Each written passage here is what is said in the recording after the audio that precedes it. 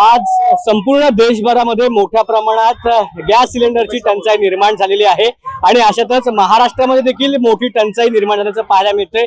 महाराष्ट्रामधील मोठमोठ्या शहरांमधील हॉटेल व्यावसायिक आहेत ते देखील आता बंद पडण्याच्या वाटेवरती आहेत आणि अशातच ह्या संपूर्ण गोष्टीबद्दल आता काँग्रेसने आंदोलन छेडलेले आहेत। आपल्यासोबत विक्रांत चव्हाण आहेत। सर, नेमकं आंदोलन करण्यामागची भूमिका काय आहे, का तुम्ही हे आंदोलन छेडले?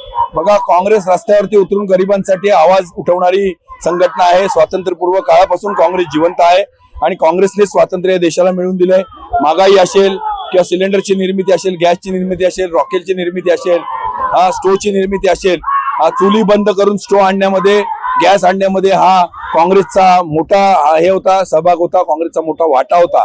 आणि त्याचाच एक भाग म्हणून तुम्ही बघाल की काँग्रेस रस्त्यावरती उतरलेले आहे। सिलेंडरचे भाव वाढलेले आहेत। हे युद्धामुळे, हे युद्ध कुठेतरी थांबलं पाहिजे, परंतु मोदी सरकार आणि मोदी हे ट्रम्पची चमचेगिरी करण्यामध्ये अजिबात वाच्यता हे करत नाहीत आणि त्यामुळे त्यांचा निषेध करण्यासाठी राहुल गांधी असतील, मल्लिकार्जुन खरगे असतील, सोनिया गांधी, प्रियंका गांधी आणि आमचे हर्षवर्धन सकपाळ आणि गणेश पाटील यांच्या आदेशानुसार ठाणे काँग्रेस रस्त्यावरती उतरलेली आहे। आज आम्ही निदर्शन केले आहेत। आता आमचं निवेदन आमची काही मंडळी जिल्हाधिकाऱ्यांपर्यंत देतील। काय वाटतं की ह्याला कोण अपयशी ठरतंय? गॅस पुरवठा होत नाहीये, ह्याच्या मागे सरकारचं अपयश आहे, मोदींचं अपयश आहे, काय? बीजेपी सरकारचं आणि मोदींचं अपयश आहे।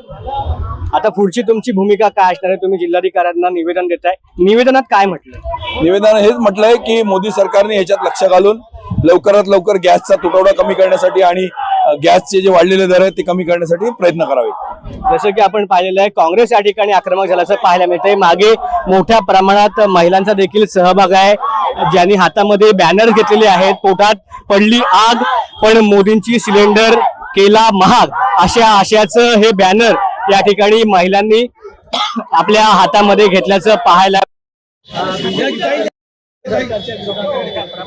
आणि महिलांनी हे या ठिकाणी निदर्शनं केलेली आहेत, घोषणाबाजी केलेली आहेत आणि आता जिल्हाधिकाऱ्यांकडे हे काँग्रेसच्या वतीने निवेदन देखील दिले जाते। मात्र एकूणच सरकार ह्या भूमिकेकडे कसं पाहतंय आणि येणाऱ्या काळात सिलेंडरचे भाव कमी होणार का आणि गॅसचा पुरवठा सुरळीत सुरू होणार का, हेच पाहणं अत्यंत महत्त्वाचं असणार आहे।